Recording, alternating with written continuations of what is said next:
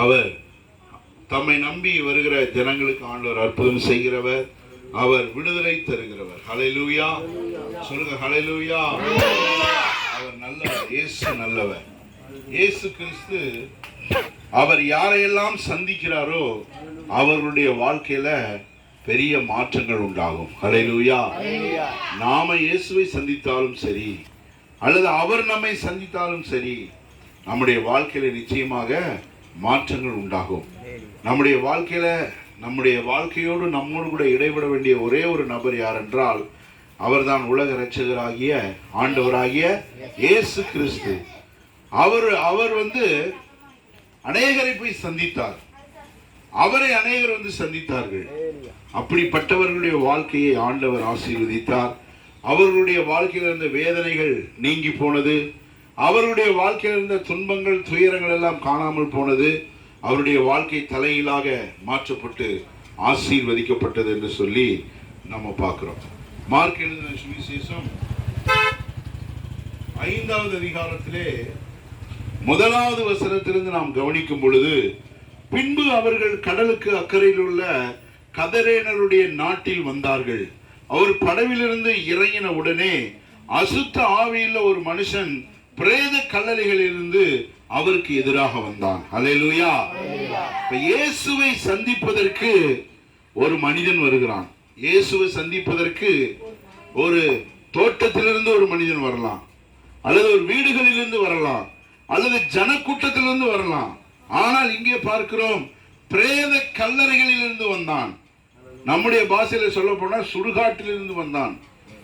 பிணங்களை அடக்கம் செய்கிற அந்த இடத்திலிருந்து ஒரு மனிதன் இயேசுவை சந்திக்கிறான். அவன் எங்கே இருந்து வந்தான் என்று வசனம் சொல்லுகிறது, பிரேத கல்லறைகளிலிருந்து இயேசுவுக்கு எதிர்பட்டு அவன் வந்தான். யாருக்கு எதிர்பட்டு? இயேசுவுக்கு.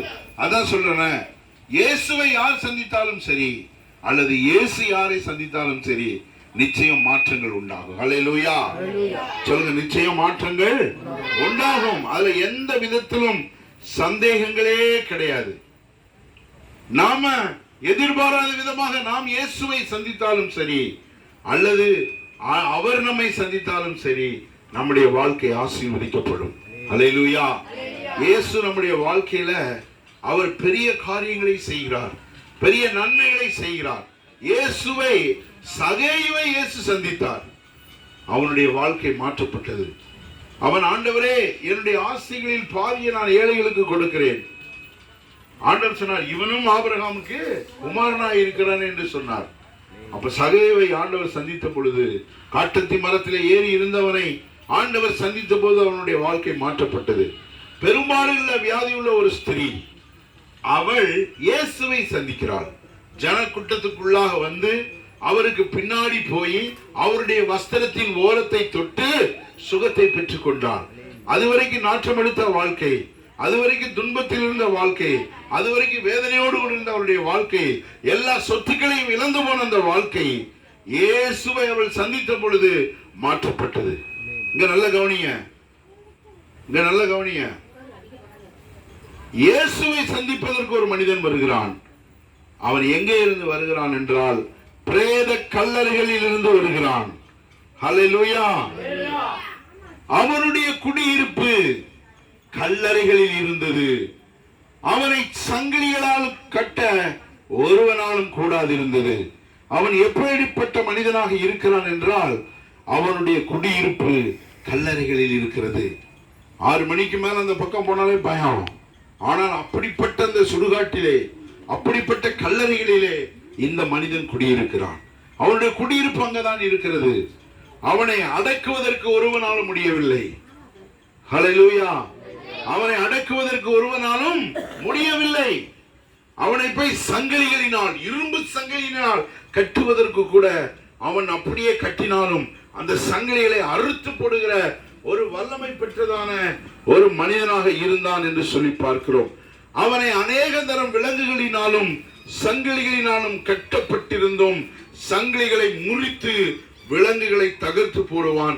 அவனை அடக்க ஒருவனாலும் கூடாதிருந்தது. இங்க கவனிக்கிறீங்களா பாப்பா? அவளை உள்ள வீட்டில் விட்டுவாங்க. அது பாப்பா ஒன்று விட்டுவாங்க. ஒண்ணு பின்னாடி போ. அவ்வளவுதான். நான் இங்க பேசிட்டு இருக்கோம்ல.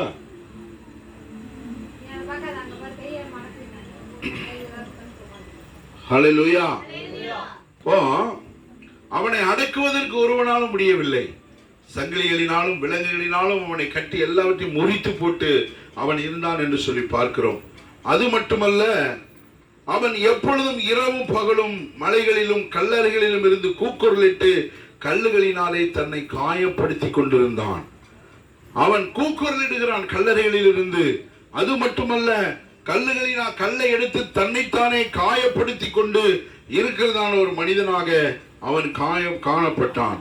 அப்படிப்பட்டதான அந்த பயங்கரம் நிறைந்த அந்த மனிதன் இயேசுவை கண்டவுடனே என்ன செய்கிறான் என்று சொன்னால், அவன் இயேசுவை தூரத்திலே கண்டபோது ஓடி வந்து அவரை பணிந்து கொண்டு, இயேசுவே, உன்னதமான தேவனுடைய குமாரனே, எனக்கும் உமக்கும் என்ன? என்னை வேதனைப்படுத்தாதபடிக்கு தேவன் பேரில் உமக்கு ஆணை என்று மிகுந்த சத்தமிட்டு சொன்னான். ஏனெனில் அவர் அவனை நோக்கி, அசுத்தாவியே, இந்த மனுஷனை விட்டு புறப்பட்டு போ என்று சொல்லி இருந்தார். அப்பொழுது அவர் அவனை நோக்கி, உன் பெயர் என்னவென்று கேட்டார். அதற்கு அவன், நாங்கள் அநேகராய் இருக்கிறபடினால் என் பெயர் லேகியோன் என்று சொல்லி தங்களை அந்த திசையிலிருந்து துரத்தி விடாதபடிக்கு அவரை மிகவும் வேண்டிக் கொண்டான். ஹல்லேலூயா. சொல்லுங்க, ஹல்லேலூயா. எப்படியாப்பட்ட ஒரு மனிதனை ஆண்டவர் சந்திக்கிறார். ஒருவனால அடக்க முடியாதவனை கூட ஆண்டவர் அங்கே அடக்கி விடுவதை நாம் பார்க்கிறோம். இயேசுவின் வல்லமை அந்த மனிதனுடைய வாழ்க்கையில பெரிய விடுதலையை கொண்டு வந்தது. இன்னைக்கு ஒருவேளை நம்முடைய வாழ்க்கையில விடுதலை இல்லாமல், நம்முடைய வாழ்க்கையில நிம்மதி இல்லாமல், நம்முடைய வாழ்க்கையில மிகவும் போராட்டத்தோடு நீங்க இருக்கலாம். உங்களுடைய போராட்டங்களுக்கும் வேதனைகளுக்கும் துன்பங்களுக்கும் எல்லாம் ஒரே தீர்வு யார் என்றால் ஆண்டவராகிய இயேசு கிறிஸ்து. மிகுந்த வேதனையோடு கூட கல்லுகளினாலே காயப்படுத்திக் கொண்டு, வேதனைப்படுத்திக் கொண்டு, துன்பத்தோடும் துயரத்தோடும் சங்கிலியினால் கட்ட முடியாத ஒரு நிலைமையிலே இருந்துதான் அந்த மனிதன் ஆண்டவராகிய இயேசுவை சந்தித்த பொழுது அவனுடைய வாழ்க்கை மாறினது. ஹல்லேலூயா. அவனுடைய கூக்குரல் மாறினது, அவனுடைய வேதனைகள் மாறினது, அவனுடைய காயங்கள் மாறி போனது. அதற்கு காரணம் யார் என்றால் ஆண்டவராகிய இயேசு கிறிஸ்து. அவர் இன்றைக்கும் ஜீவனோடு கூட இருக்கிறார். இன்றைக்கும் யாரையெல்லாம் அவர் சந்திக்கிறாரோ, அல்லது அவரை யாரெல்லாம் சந்திக்கிறார்களோ, அவருடைய வாழ்க்கையில் ஒரு பெரிய மாற்றங்கள் உண்டாகிறது. வேதனை நிறைந்த வாழ்க்கையில ஒரு சந்தோஷம் உண்டாகிறது. ஆண்டவர் சொன்னார், உங்கள் துக்கம் சந்தோஷமாய் மாறும். வருத்தப்பட்டு பாரம் சுமக்கிறவர்களே, நீங்கள் எல்லாரும் என்னிடத்திலே வாருங்கள், நான் உங்களுக்கு இளைப்பாறுதலை தருவேன் என்று ஆண்டவராகிய இயேசு கிறிஸ்து நம்மை பார்த்து அறை கூவல் விடுகிறதை நாம் பார்க்கிறோம். யாரெல்லாம் அவருடைய வார்த்தைக்கு கீழ்ப்படிந்து அவரிடையே வருகிறார்களோ அவருடைய வாழ்க்கையை இயேசு மாற்றுகிறார். ஹல்லேலூயா. அவருடைய வேதனைகளை ஆண்டவர் மாற்றுகிறார். அவருடைய கண்ணீர்களை ஆண்டவர் மாற்றுகிறார். அவருடைய சூழ்நிலைகளை ஆண்டவர் மாற்றுகிறார். அவருடைய எப்பேற்பட்ட வியாதிகளாக இருந்தாலும், எப்பேற்பட்ட பிரச்சனையாக இருந்தாலும் ஆண்டவர் மாற்றுவதற்கு அவர் உண்மையுள்ளவராக இருக்கிறார். ஹல்லேலூயா. சொல்லுங்க, ஹல்லேலூயா. ஆண்டவர் வேதனைகளை மாற்றுகிறவர், ஆண்டவர் துன்பங்களை மாற்றுகிறவர், இயேசு விடுதலை தருகிறவர். இயேசு என்கிற நாமமே வானத்திலும் பூமியிலும் மனிதர்கள் ரட்சிக்கப்படுவதற்கு கொடுக்கப்பட்டிருக்கிறதே ஒழிய வேறொரு நாமம் இல்லை. ஹல்லேலூயா. இந்த மனிதன் ஆண்டவராகிய இயேசுவுக்கு எதிராக வந்தான். அதுவரை அவனுக்கு எதிராக யார் வருவதற்கு அங்கே பயந்தார்கள். அவனை கண்ட பொழுது எல்லாரும் ஓடினார்கள். அவனை கண்ட பொழுது எல்லாரும் விலகி போனார்கள். அவனை பார்ப்பதற்கு யார் விரும்புவதில்லை. ஆனால் ஆண்டவராகிய இயேசு கிறிஸ்து வந்த பொழுது அவருக்கு எதிராக வந்த அந்த மனிதனை ஆண்டவர் விடுதலையாக்கினார். ஆண்டவராகிய இயேசு கிறிஸ்து விடுதலையாக்கினார். இன்றைக்கு உங்களுடைய வாழ்க்கையில வேதனையோடு கூட கடந்து போகலாம், துன்பத்தோடு கூட கடந்து போகலாம். ஐயோ, எனக்கு ஒரு வீடு இல்லையே, ஐயோ, என்னுடைய குடும்ப வாழ்க்கை இப்படி இருக்கிறதே, நிம்மதி இல்லையே என்று சொல்லி நாம் ஒருவேளை வியாதிகளோடு கூட வருத்தத்தோடு கூட நாம் இருக்கலாம். ஆனால் இன்றைக்கு ஆண்டவர் இயேசு நமக்கு சொல்லுகிற காரியம் என்னவென்றால், மகளே, நான் உன்னை ஆசீர்வதிப்பதற்கு தயாராக இருக்கிறேன், உன்னுடைய வாழ்க்கையை மாற்றுவதற்கு தயாராக இருக்கிறேன்.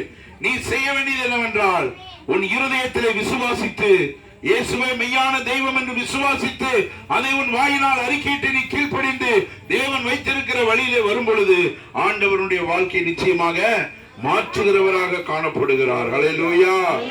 சொல்லுங்க, ஹல்லேலூயா. இயேசுவினிடத்தில் வந்து லேகியோனாகிய பிசாசுகள் பிடித்திருந்தவன் வஸ்திரம் தரித்து